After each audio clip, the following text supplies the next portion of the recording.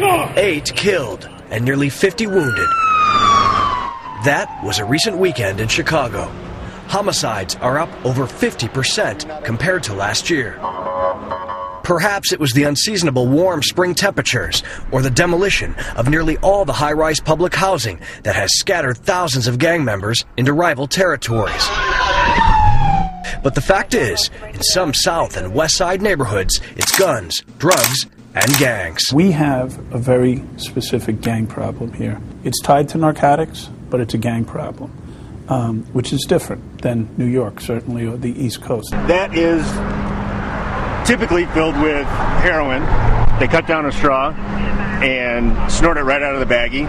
And you're hurting your mother. With nearly 70,000 members, Chicago is the most gang-populated city in America. That, according to the FBI. All right, hands on top of your head, now go around to the back. Hands on top. AP spent several days embedded with the Chicago police narcotic and gang units. We rode along day and night, observing and documenting the conflicts and police strategy. Right now we're in a pursuit of one of the young men that just ran. As they hit up targeted spots and chase down criminals making arrests. Hands on your back. All right, you're under arrest. All this based on months of undercover investigations that has led to each police takedown. The goal? To curb the shooting and lock up the dealers, ranging from low-level street thugs to Mexican cartel operations in Chicago. Seizing the guns, holding on to those markets, and attacking the lifeblood of the gangs, which is the narcotics trade. It's really not about who's in what gang, it's all about the money. We talked to the gang members, we talked to the police. What they told us is it's more complex than any of us can imagine, and perhaps gangs as we know it are changing. Put your hands behind your back. There's no control. There's no leaders. At only 23, Devon Timms was raised by drug dealers. He describes his young life as a gang member of the prominent Chicago vice lords as something he has known since birth. And he has ideas on why the surge in violence. There are sets now young guys do, and they take their own morals and understandings to what they believe in and make it into what they do, which is a lot of chaos. Historically in the past, the gangs were very organized from the top down.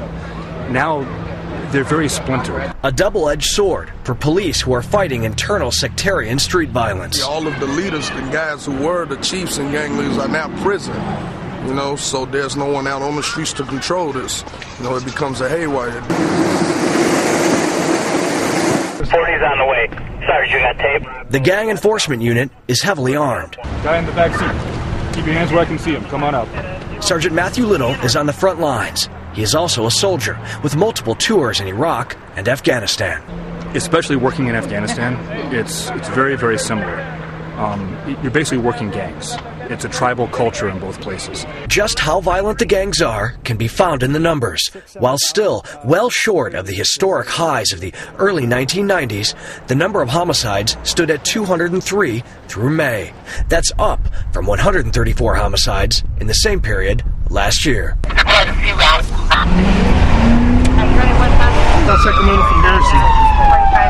How long were you locked up for? I did a year. A year for what? Selling drugs. What kind of drugs? Leaf. Leaf, what's leaf? PCP. PCP, and you don't do that anymore? No. The following day, after this interview and police arrest, 23-year-old Devon Wright's mugshot was prominently placed at a press conference. He was charged with delivery of a controlled substance. And I got to tell you, Chicago's become a hub for a number of the major cartels. It's our job to identify and attack those organizations. The difference of the strategy here is we're attacking at the highest possible level, even if that takes us to Mexico, working in Mexico with our counterparts there. But at the same time, we're making the connections through transportation routes, through the way they handle their money, and we're making a difference to interrupt the violence on the street. And they recruit them at a young age. Some kids are born into the gang. The vicious circle, it's got to be broken somehow. As the schools get better and the education gets better, then hopefully people will realize that there's a different path. In upcoming reports, the AP will explore the effects of this violence on the communities and the search for solutions. Robert Ray, Associated Press, Chicago.